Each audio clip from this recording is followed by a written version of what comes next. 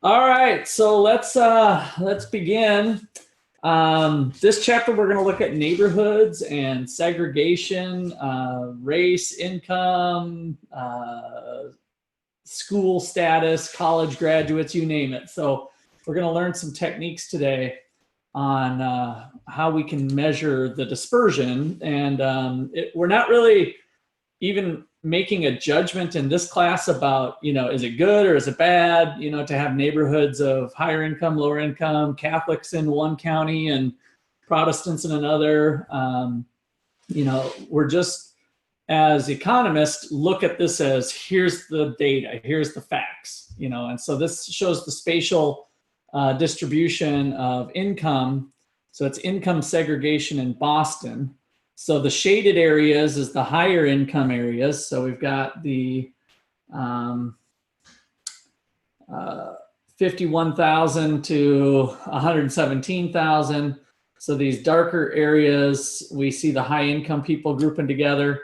And then the white areas are kind of the lower income areas. And so we start to see this birds of a feather flock together in different ways. And part of what we're going to do is learn how to measure that. Okay, here is, let's see, I want to make sure I didn't skip one. Okay, so segregation with respect to education. So this is college degrees. So college degrees per 1,000 people. So again, college degree and income tend to go together. So if we overlaid income and college degree, it would probably be a similar map. And so we see places where there's more people of higher education versus low spread through the city. Here's racial segregation in Atlanta. So this is blacks per 1,000. And so we definitely have areas that are predominantly black. Here in the white areas, I guess no pun intended, but the color white or non-color of white in these other areas. And so we've got a mixture. There's other gray areas that are more 50-50 in the gray areas. So all kinds of things to look at with regard to segregation. This is Pittsburgh segregation. So you might have just a few areas and then it's mostly the people of different race. This is blacks per 1,000 again. Okay, so that's what we're trying to do. And so I introduced you last time to this dissimilarity index. So this is the technique that we'll use. And I want all of you, if you don't have one, to grab a piece of paper and pen. You could do it on your screen, but I think it's going to be a lot easier to do it with a pencil and paper, just on the sidebar. So grab a pencil and paper as we work through this, because I think it's important to have a really good understanding of this equation and how it works. So the index ranges from 0 to 100. So a ranking of 0 means you're mostly integrated. A ranking of 100 means it's highly segregated. And so most cities in a real world analysis are not going to be at those two extremes, but you'll see what happens with the formula when we are. So when we look at integration, I think maybe I mentioned last time, if we have 10% Catholics and 90% Protestants, then in the north side of the tracks and the south side of the tracks are all of our neighborhoods. If it's integrated, then we'd expect to see about that no matter what neighborhood we sample. There tends to be 10% Catholics and 90% Protestants. So here is the formula. So first of all, write the formula down on your paper. I know there's some weird things. I know some of you aren't as comfortable as others maybe in doing the summation notation. So we got D equals 100 times 1/2. And then that is multiplied. They don't really show it here, but this is 1/2 times, if you wanted to add a little multiplication thing there, you're really multiplying. It's 1/2 of the summation thing. Maybe chat box, if you guys have that ready as well. What are these bars here? What does that mean in math terms when you've got the big lines? Equal to? Equal to, no. It is, there you go. Got some people chiming in, absolute value. So what's inside the brackets there, we're taking the absolute value of it and we're adding it. So this says, when you see the summation sign, you're going to take whatever follows and add it. So what we're going to be doing is for each of the n neighborhoods, we're going to take this thing minus this thing. I'm just doing a little circle for things, plus. So that's what the summation sign does. This thing minus this thing, absolute value plus dot, dot, dot, dot, dot. And you keep doing that for all the neighborhoods that you have. So I have an example that we're going to work through these three neighborhoods here. So this is a city with a hypothetical different composition here. To the left, we've got a neighborhood where there's three neighborhoods in the city. So you can think of Ottawa, since we're in Ottawa, or you can think of your hometown if you want. But we got three neighborhoods. So maybe we got north of the tracks, Main Street area, and South Ottawa. So kind of north, center, and south, or something like that. And so in our first scenario here, we've got yellow people, which maybe it's high income people or low income people. Maybe we'll just go with, yellow. I just have yellow. I have it generic. So we've got yellow and red in the north. So in the one neighborhood, it's all yellow. And I'm just going to use the word people, I guess. So in the center, it's all yellow people. And then in the south, it's all red people. Now, does that sound, go to your chat box, does that sound integrated or segregated? If we had something like that, is that segregate? Yeah, so that's segregated, right? So we have people of one type living in one neighborhood 100%. And then in this next neighborhood here in the middle, or the next city rather, hypothetical setup, we've got 4 and 2, 4 and 2, 4 and 2. And so here, the yellow people and the red people are perfectly integrated. So there just is the same fraction in each neighborhood. And then this last one, we just have a mix. So those are the three we're going to explore and see what happens with the dissimilarity index. Let me do a 5-second pause. Questions? All right. So next one.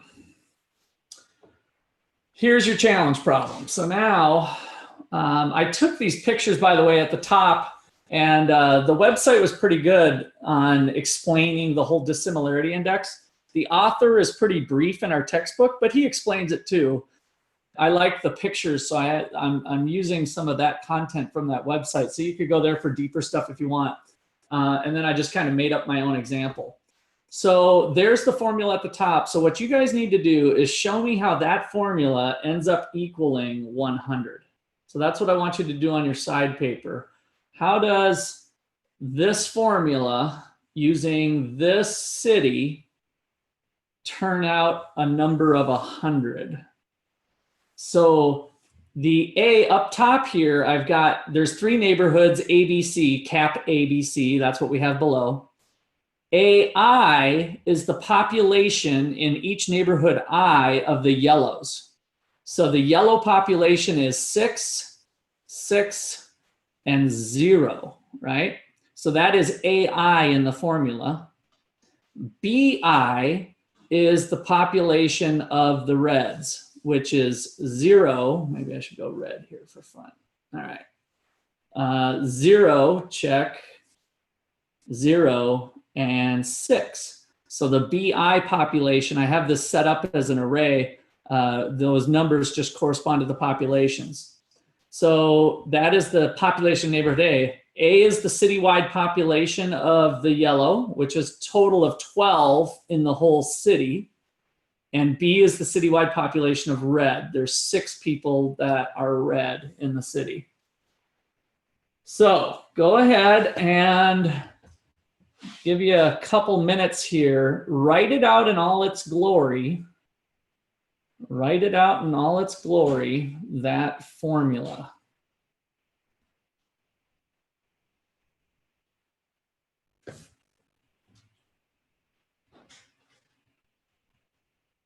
And if you have any questions, probably just verbalizing at this point. If you have questions as you're doing it, because other people might have questions too, and you can just ask me. But it gets kind of weird until you actually calculate it. You can kind of nod your head and say you agree, but until you write it out, I think it's a little harder.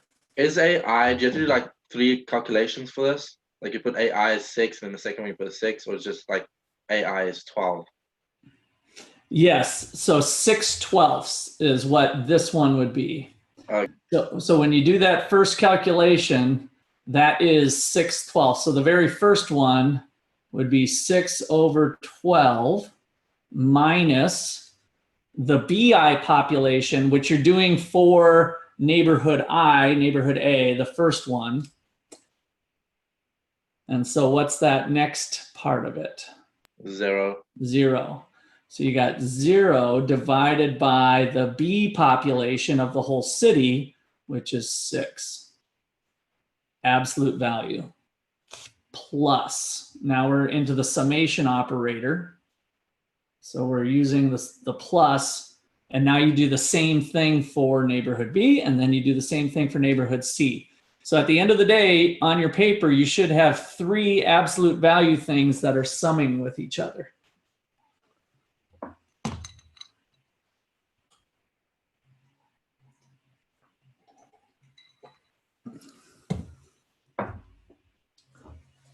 Once you get the hang of it, it's kind of cool. But I think I did this incorrectly. I got 300. You got 300. Okay. Yeah. So I would say you you didn't subtract something. So inside the summation. So first of all, did you get basically this first part here? You should have, when you guys write it all out, it should look something like this. Let me change my color. I'll put this green. You guys on your paper should have plus absolute value plus absolute value. So you should have 3, I should use a fatter one, especially since I'm writing over. You should have 3 absolute value things that you're adding together. So it sounds like yours added to 1 or something, and that's how you got 300. Oh wait, did you do the 1/2? Not sure how. Yeah. Okay. Yeah, so I thought for the first one it would be 100 times 1/2 times 12. Oh, save the 100 thing for the very end. Oh, okay. You don't have to. You could distribute it through, but I think it's easier to save the 100 thing for the very end. Oh, okay. All right. And just do the summation part first. Okay. But it should work out that way, but you can kind of test yourself. So I got a math error, but anyway. So 6/12 on this very first one I did up here, 6/12 is 1/2, right? 1/2 minus 0 is 1/2. So the first part of that is 1/2. Let me try to get so 1/2. And then you've got the next one, which is the same. So that would actually be 1/2 also. And then the third one is a little bit different. So we have 0/12, right? So 0/12, because there's no yellows in neighborhood C. 0/12 is 0, minus 6/6 is 1, which is -1, but then we take the absolute value of that, which makes it +1. So then if you do this right, you've got 1/2 plus 1/2 is 1, plus 1 is, 1/2 plus 1/2 plus 1 is a grand total of 2. 2 times 1/2 is 1. 1 times 100 is 100.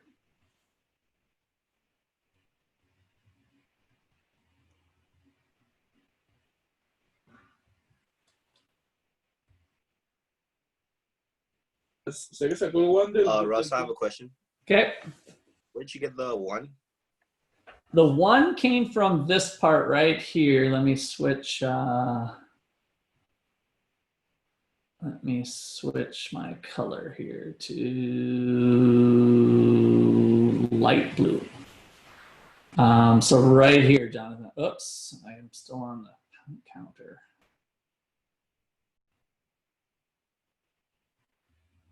You know, I must be able to do that a different way here. I should figure that out. All right.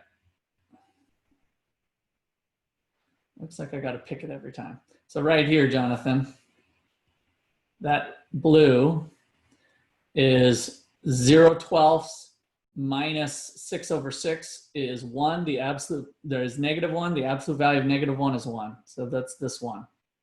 So you should end up with 1/2 plus 1/2 plus 1 is 2. 1/2 of 2 is 1. And boom, you got 100. Is everybody able to see that in the formula? You're going to get another try here, but any other questions before we move on? Yeah, I have a question. So Okay. do we do the absolute value of the 1/2s? Do we do the absolute value of the what? 1/2s, like Yes. 1. So Yeah. is that -1 or -1/2? I mean, The absolute value operator always takes whatever number it is and makes it a positive. So if it's already a positive half, it's still a half. So that's the absolute value operator. Okay, anything else? Yeah. So just to be clear, that N over the E looking thing, Yep, sigma. sigma, I knew there was a specific name for that. That's just the plus sign? That is, yeah, that's your, it's called your summation operator. So whatever follows that little sum gets added. Okay, that makes sense now. Okay, Yeah. that's just a kind of a math shorthand notation, so that we can write out kind of complicated lengths of something. Like imagine if there was 36 neighborhoods, like some of those pictures we were just looking at. This formula is going to be used for Atlanta. And so N might equal 100 different counties or neighborhoods or cities or whatever. So the number of neighborhoods could be really large depending on the area that we're sampling. Okay, anything else? All right, let's do another one.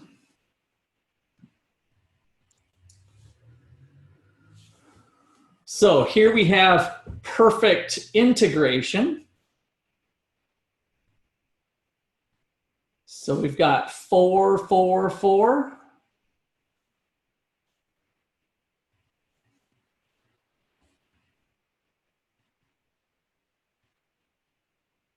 And 2, 2, 2. So you guys should just be able to kind of lay out that formula again and show that at the end of the day, you should get D equals 0.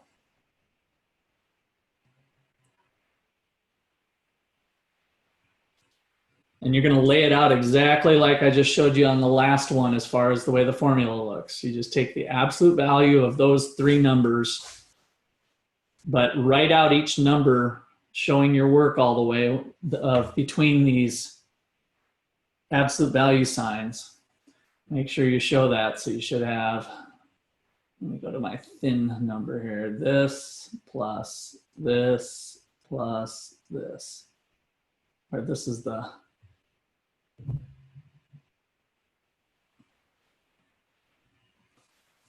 absolute value operator. So it should be 25. No, you should get a 0.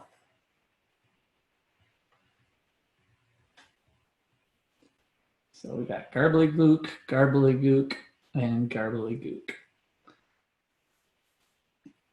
And then you're taking that, the summation of the 3 absolute values, multiplying it by 1/2, and multiplying by 100. And at the end of the day, you should get 0 for this answer. Okay, so Nate got 0. Eddie got 0. Liz says same. Does same mean 0? Same as Eddie? Liz? Okay, I saw you nodding your head. You're on my Yes. one of the people on my screen. Okay, good. Everyone get 0. All right, so clear that and should get that. All right, so that's our two extremes, perfect integration versus perfect segregation. And so here's a more realistic scenario. Well, I don't know if it's realistic. It's just an example to see what the middle looks like. So one more time, calculate that out, prove that you can get 50.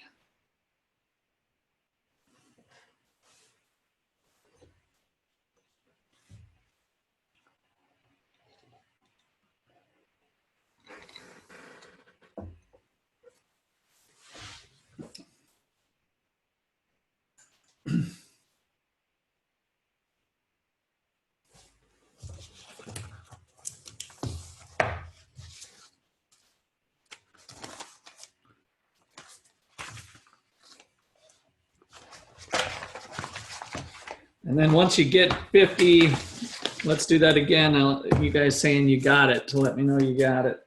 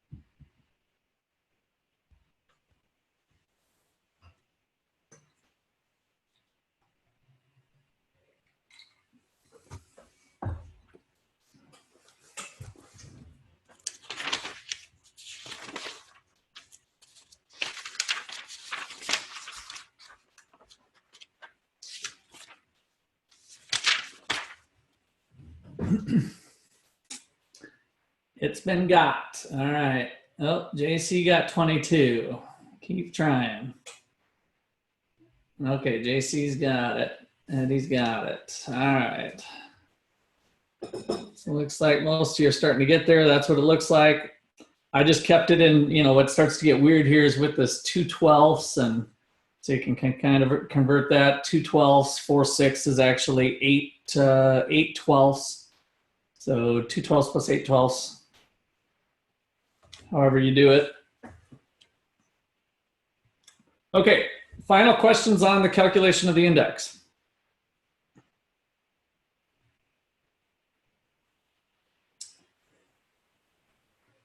All right, hearing none, let's move on. So now you can see the index in action as we look through some of these, some of this data. So here's income segregation for low-income households in U.S. metro areas. So across U.S. metros, dissimilarity index, low-income households, large metro areas, population of 1 million, all metro areas. So what is it again? Is this showing integration or segregation? If we see a number of 27 and a maximum of 47. So it's ranging between 27 and 47.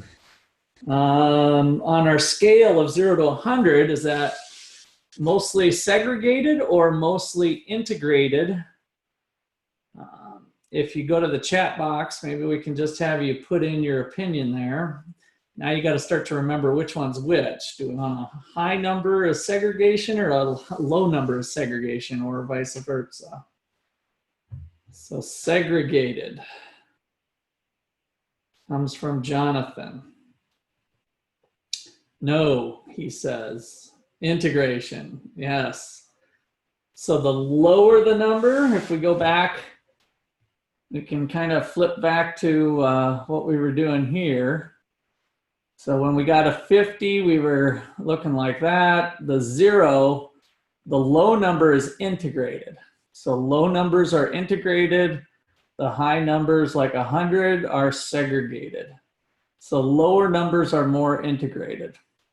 Again, we're not saying whether that's good or bad necessarily, but that is just what it is. And so some areas get up towards 47. So it's approaching, it's getting higher anyway. So, but not over 50, which 50 isn't necessarily a magic number either. But as we saw with our 50, in the example I gave you, C is all segregated, right? Neighborhood C here has all yellows. So we can still score a 50 and still have some areas that are even 100%. So just kind of bear that in mind as we look at the data. So here's income segregation. So low-income households living in low-income neighborhoods. So what's happened over time? Go to the chat box here. What's happened over time as we look at low-income household tracts with a majority of low-income households? And this is upper income households. So we got low income areas, low income tracts with a majority of low income households and high income households. So there was 2 tracts, and this is percent of households in 2010, percent in 1980. So have we seen very much movement over time? Yes, good point, Daniel. They've all increased. And upper has become more integrated, right? Is what JC's saying. So we're moving that direction with them increasing. This is just the percentages here. So remember, this is just the percent of households. So all right. So here's the dissimilarity indexes. So now we've got our index here for high school dropouts. So we got a high and a low. So large metro areas with 1 million people. So they go up to 45 potentially. So getting more segregated. And then all metro areas around, so not too much of a difference, but this does allow us to say which one is more segregated, right? Instead of thinking about it being good or bad, the absolute number. If we look at all metro areas versus large metro areas, if this is the maximum, we can look at the max or the min. So this is kind of interesting. The minimums are different. They go a different direction. So in the maximum large metro areas, the highest one was 45. And when we compare that to all metro areas, it was 50.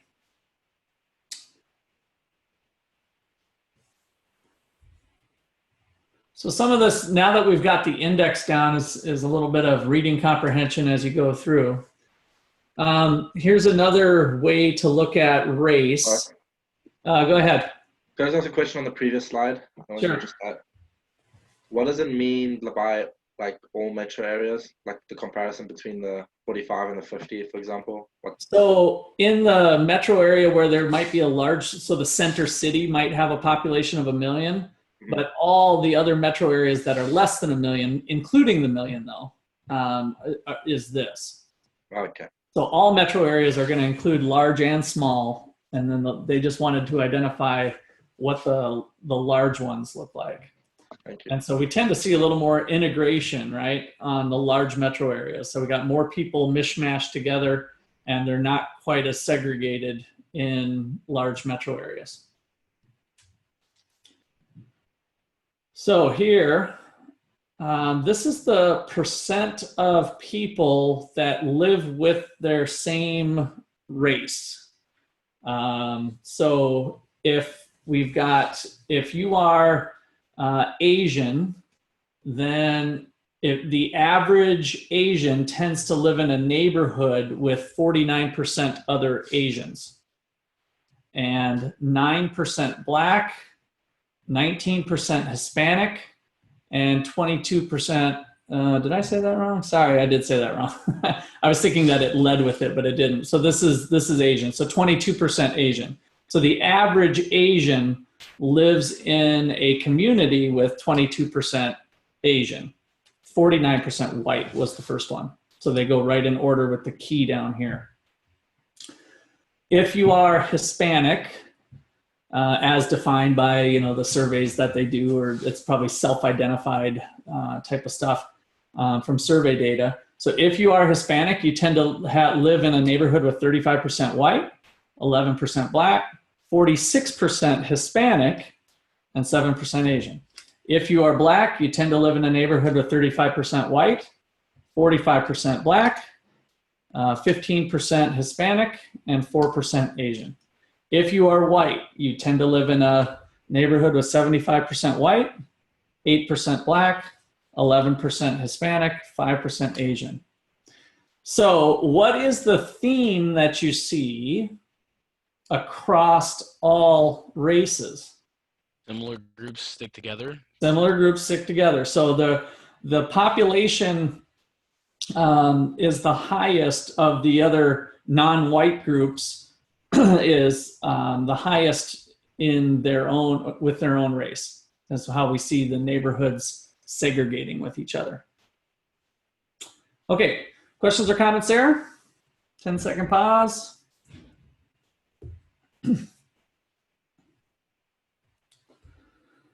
Okay, so here is dissimilarity index, and this was just black-white.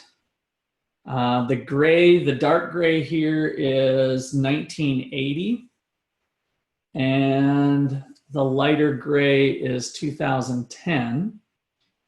So what has happened with segregation?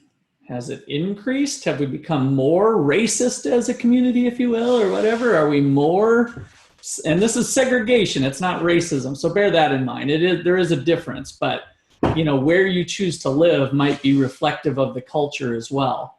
And so on the chat box, are we more segregated or less from 1980 to 2010? Good. Less, right? So despite our heightened buzzword over the last 5 to 10 years of racial issues, at least from segregation, that's gone down over time from 1980 to 2010 is what the data shows. And so they still can be, they're still above 59. So, but again, this is how we can use this data, is that we don't have to necessarily make a judgment call on whether 59 is the right number or not, or whether we should be going for 25 or something else. But we can positively say that using that measure, it has become less over time. Okay, questions or comments on that? I'd like to see one in 1970. It looked pretty cool. 1970, yeah. I'm sure that data's out there. You can check it out on your own. Don't check it now, but if you find something interesting, why don't you email it to me and maybe we'll share it with the whole class.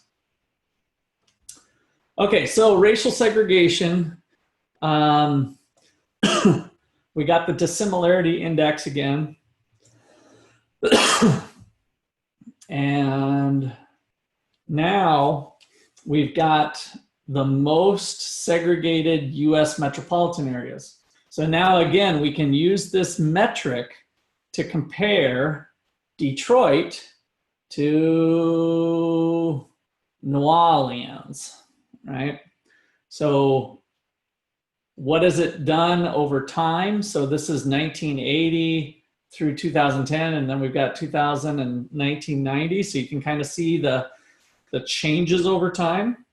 So has Detroit's like the top in segregation, but has it become less or more over time? Is it getting worse? And again, I almost hesitate to use the word worse, but because we're not trying to put a judgment call on whether that's good or bad, but has it gone up or down? Chat box. down, right? So we can just look at the data again and see that it's declined. In some cases, it might have declined more. Now, anywhere along here, has it gone up? To be honest with you, I haven't looked at this close enough to know the answer to that. Did you see any where it's actually gone up over the full from 1980 to 2010? I don't think so. So that's what we're seeing in the United States in major, most the kind of our top 20, if you will, of segregated areas. Since Martin Luther King, 1964, we've seen less segregation, or at least moving that direction. Some people might say that it needs to move more, right? So that's where we get into a judgment call. But we're here to look at the data and kind of say, well, this is what the data is showing. Okay, so the next section thinks about the public goods impact. And so the next chapter, in fact, is going to get into some of that talk on what we do with our neighborhoods. So if we have a police station, do the police go to that neighborhood because it's the high crime, if crime is bad in a certain place or whatever. So we have these ideas of local public goods. And so why don't in the chat box, let me hear your thoughts on public goods. So local public goods, what is a public good in economics class? A public good as opposed to a private good here. So chat box, public good, farmers market, roads. Okay, you guys are giving some examples. Open to everyone. Well, McDonald's is open to everyone, but they sell private goods. So I don't want to think open. So I like that, Jonathan, non-excludable. And then we have one other defining characteristic of a public good in economics class. Non-excludable is one of them, Jonathan. That was good. It's not tangible. Is that what you're trying to write there, JC? Not tangible. No, the public good could be tangible. So if we buy some weapons of mass destruction, that could be something you could touch. So when we think of tangible, it could be things that you touch. They can be not tangible though. So you're correct, but that's not a defining characteristic that it has to be not tangible. No tax. No. We can get into, Liz talks about why we're not able to have it be a private good with the pay, but that wouldn't be the defining thing. All right, so both Samir and Claudio chimed in with the other key characteristic or defining characteristic of public good. So when we get into this discussion, the general public will call a public good like anything the government buys. Like, okay, the government is doing this for us. There's a park over there, the national park, and so it's a public good. So just because it's a government provided good doesn't make it a public good. So a public good is non-rival and non-excludable by definition. So non-rival means just simply more than one person can enjoy it at the same time. And non-excludable means that it's difficult to exclude people who don't pay for it. And so this little virus going around, that's not so little, that's disrupted all of our lives, is what we call a public good. It's a negative public good, so we call it a public bad. But your actions, right, that virus can spread from one to the other. So it has some characteristics of being a public good. So we have locally provided goods. So we just want to make sure we keep that distinction clear on whether we're paying for it or not. And so we go through our voting process to look at that. Okay, so households differ in sizes of income and preferences. If our neighborhood distribution is different, that can lead to differences in demands.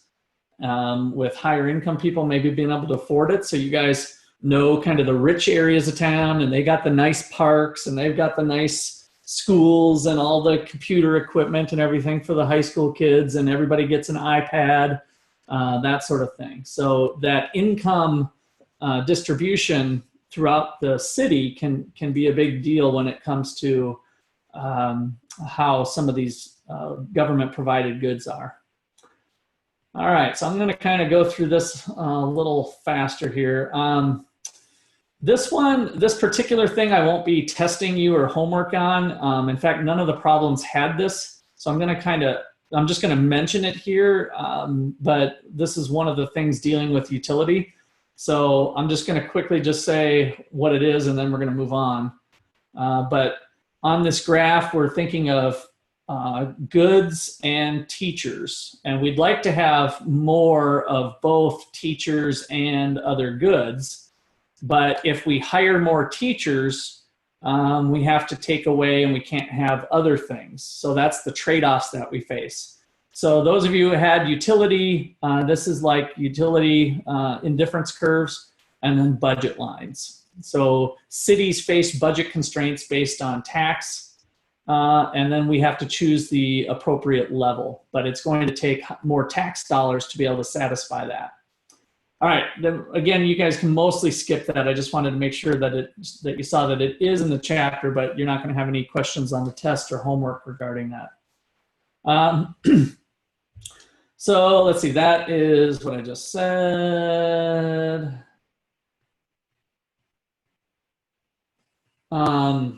We're going to do more of this in the next chapter. The book just kind of mentions it's here, but so if we have three types of citizens, and they disagree on how many teachers to have, what happens when we go to a vote? So this is similar to our median location. We have the median voter.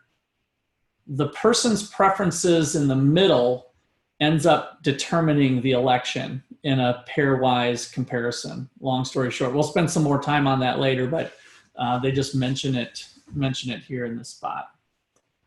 Okay.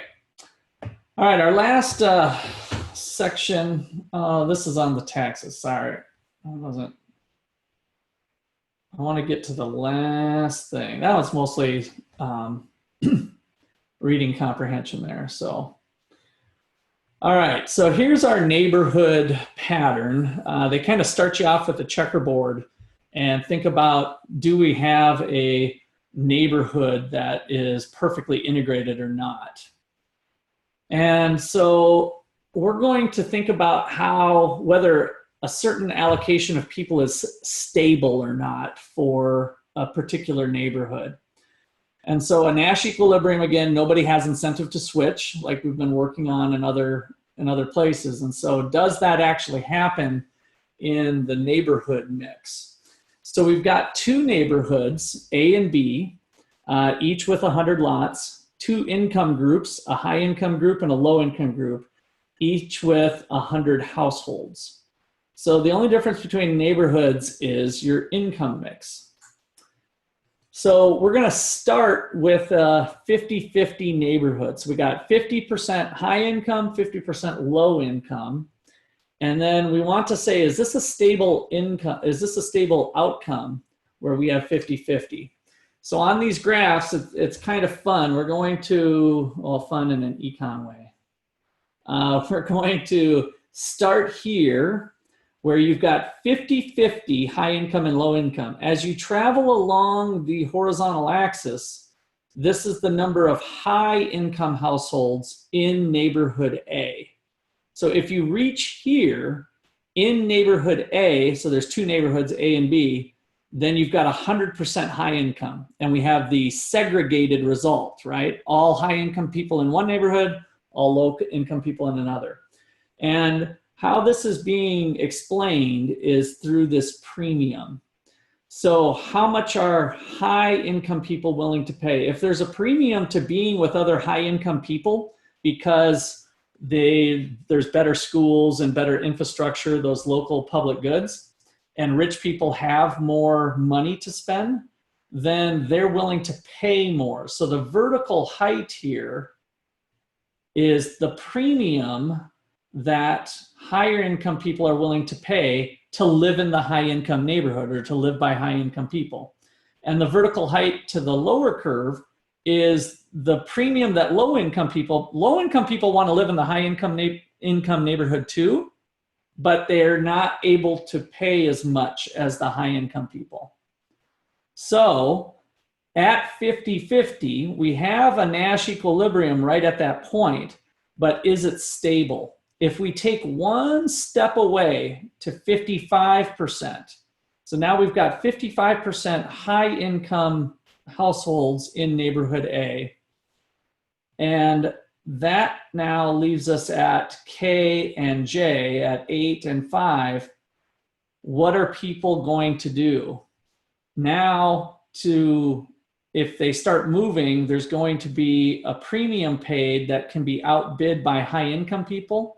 And so our new equilibrium is going to be point S, where in the high income neighborhood, we have all high income people, and that is our segregated outcome. Okay, let me cruise through the next Russ, I got a quick examples. question. Yeah. So like for our previous example with the red and yellow homes, is there a way to describe a Nash equilibrium at like 0, 50, or 100?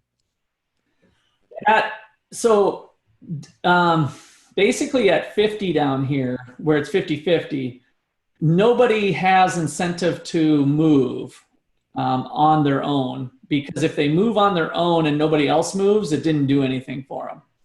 But once one person moves, then the breakdown now is 49-51, and people are going to start moving to the other neighborhood. So it kind of sets into motion in a dynamic way that it won't be a stable equilibrium.